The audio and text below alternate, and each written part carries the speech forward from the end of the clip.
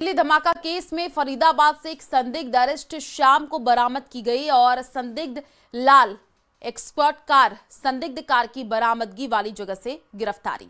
तो जिस लाल रंग की आपको बता दें कि इको स्पोर्ट्स कार को लेकर के कल दिन भर अलर्ट जारी था। शाम के वक्त वो फरीदाबाद के खंदावली गांव से बरामद कर ली गई है। शुरुआती जांच में ये शक जताया जा रहा है कि इस कार का इस्तेमाल भी लाल किला ब्लास्ट में किया गया। कार मिलने के बाद सुरक्षा एजेंसियों ने इलाके को घेरा है। फॉरेंसिक टीम ने मौके पर पहुंच करके कार की पूरी पड़ताल की है।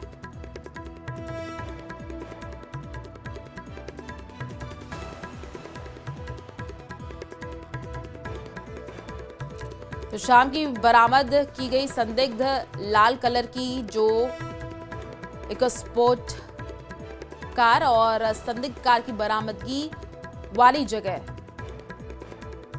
से जो है गिरफ्तारी, ये भी अपडेट मिल रही है। हरियाणा के फरीदाबाद से एक और संदिग्ध अरेस्ट हो गया है। शाम को ये जो संदिग्ध लाल कलर की ये जो गाड़ी आपको दिखा रहे हैं ये बरामद हुई है। इसके साथ ही एक संदिग्ध अरेस्ट भी हुआ है, उससे अब पूछताछ की जा रही है। तो ये तस्वीर आपको दिखा रहे हैं क्योंकि कल ये भी चर्चा थी कि इस गाड़ी का इस्तेमाल जो है वो किया गया होगा या किया जाना है, लेकिन आप देखिए कि किस तरीके से शाम को संदिग्ध कार बरामद हो गई। ब्लास्ट में इस्तेमाल का शक जो है वो फिलहाल जताया जा रहा है। इस पूरे मामले की अब जांच की जा रही है।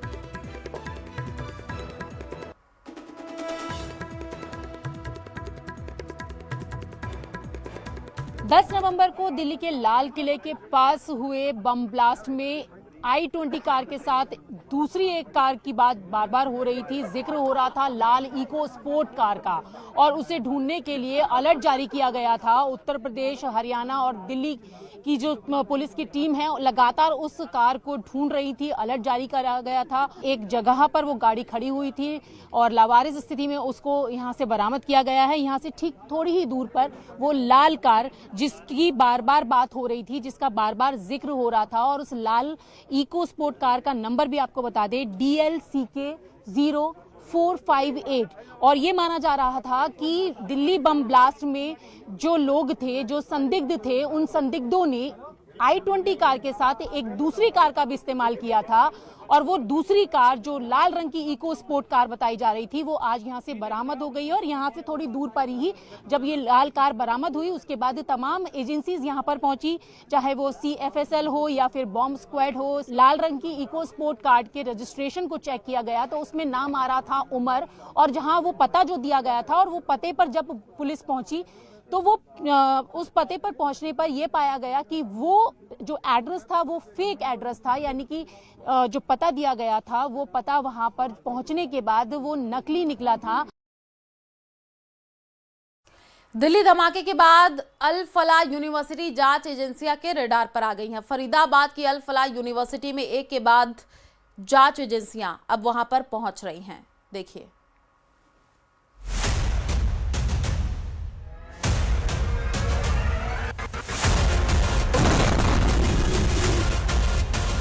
अल फलाह यूनिवर्सिटी के बाहर और अंदर ये गहमा गहमी इसलिए है क्योंकि दिल्ली धमाकों के तार सीधे अल फलाह यूनिवर्सिटी से जुड़ने के आरोप लगे। जांच के लिए एक नहीं बल्कि चार टीमें अल फलाह यूनिवर्सिटी पहुंची। UP STF, Haryana STF, NIA और स्पेशल सेल, सबकी नजर अल फलाह यूनिवर्सिटी पर टिक गई। अल फलाह यूनिवर्सिटी के बाहर इस वक्त हमारी मौजूदगी है और अब आप देखें कि किस तरीके से जो जांच एजेंसियों की गाड़ियां एक के बाद एक अंदर गई थी। ये गाड़ियां आप देखें, ये NIA, UP STF, Haryana STF की तमाम गाड़ियों में जो अधिकारी थे वो फिलहाल बाहर निकलते हुए आपको नजर आ रहे हैं। इस तरीके की तकरीबन 7 से 8 गाड़ियां अंदर गई थी और ये 3 गाड़ियों को फिलहाल आप बाहर निकलते हुए देख रहे हैं। इससे पहले हरियाणा पुलिस का ट्रक, ये चंडीगढ़ नंबर गाड़ी को आपने देखा फिलहाल, और ऐसे में इससे पहले हमने देखा कि हरियाणा पुलिस का जो ट्रक था वो भी यहाँ से बाहर निकला है। लगातार जो अल फलाह यूनिवर्सिटी है इसके अंदर जो जांच की टीमें, जो जांच करने वाली सुरक्षा एजेंसियों की टीमें हैं वो मौजूद है। यहाँ पर जो आसपास के लोग हैं उनसे बातचीत की जा रही है। कल भी बताया जा रहा है कि 50 से ज़्यादा लोगों से पूछताछ की गई थी और आज भी हमने देखा कि 7 से 8 गाड़ियों में ये टीम जो है यहाँ पर जांच करने के लिए पहुंची हुई है। कुछ टीम अभी भी अंदर मौजूद है और लगातार पूछताछ का सिलसिला चल रहा है। हरियाणा के पास फरीदाबाद के धौज में बना ये मेडिकल कॉलेज सबसे पहले तब चर्चा में आया जब डॉक्टर मुजम्मिल गिरफ्तार हुआ। बताया गया कि डॉक्टर मुजम्मिल वहां काम करता था, इसलिए कॉलेज में चल रहे सर्च ऑपरेशन में पुलिस ने डॉक्टर मुजम्मिल के कई करीबियों से पूछताछ की। बात बढ़ती देखकर अल फलाह यूनिवर्सिटी ने आधिकारिक बयान जारी कर दिया। बयान में लिखा गया कि हिरासत में लिए गए डॉक्टरों का संस्थान से कोई आधिकारिक संबंध नहीं है। झूठी और भ्रम फैलाने वाली खबरों पर विश्वविद्यालय ने कड़ी आपत्ति जताई। विश्वविद्यालय ने अपने बयान में ये भी लिखा कि उसकी प्रयोगशालाओं में कोई भी खतरनाक रासायनिक पदार्थ ज्यादा मात्रा में नहीं रखा जाता। अल फलाह यूनिवर्सिटी ने जांच में सहयोग करने का भरोसा दिया। यानी अल फलाह यूनिवर्सिटी ने दिल्ली धमाके के आरोप में पकड़े गए डॉक्टरों से पल्ला झाड़ लिया। मगर जांच के दौरान सूत्रों ने बताया कि आरोपी डॉक्टर वहां काम करते थे। कहा जा रहा है कि इसी सच्चाई का पता लगाने के लिए जांच टीमों ने अल फलाह यूनिवर्सिटी के चक्कर काटने शुरू कर दिए। आरोपों और यूनिवर्सिटी के दावों में कौन सही है, ये जानकारी जुटाने के लिए जांच टीमों ने और पूछताछ की और सुबह से शाम तक अल फलाह यूनिवर्सिटी हॉटस्पॉट बनी रही। यही नहीं, यूनिवर्सिटी की वेबसाइट हैक करने की भी खबर आई। हालांकि बाद में सब ठीक हो गया।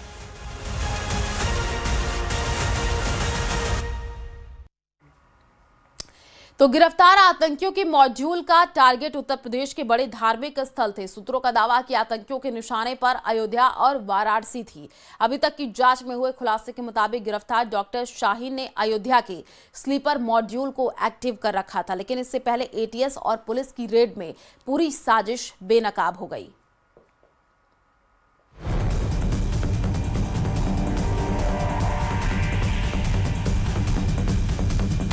जिन आतंकियों को गिरफ्तार किया गया है उन्होंने पूछताछ में कई राज उगले हैं। खुलासा हुआ है कि गिरफ्तार आतंकियों के मॉड्यूल में उत्तर प्रदेश के मंदिर टारगेट पर थे, खास तौर पर अयोध्या और वाराणसी, जिसके बाद अयोध्या और काशी में मंदिरों के बाहर सुरक्षा और कड़ी कर दी गई है।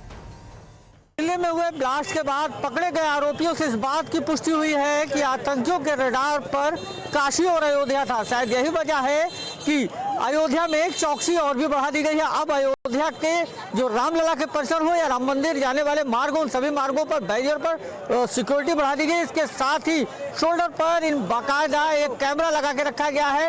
एक क्लियर सुरक्षा राम जन्मभूमि परिसर की भी बढ़ाई गई है। राम मंदिर के प्रवेश द्वार के पहले भी लोगों को जांच के बाद ही अंदर प्रवेश दिया जा रहा है। आतंकी अयोध्या में भी विस्फोट करना चाहते थे। इसके लिए गिरफ्तार हो चुकी डॉक्टर शाहीन ने अयोध्या के स्लीपर मॉड्यूल को एक्टिवेट भी कर रखा था।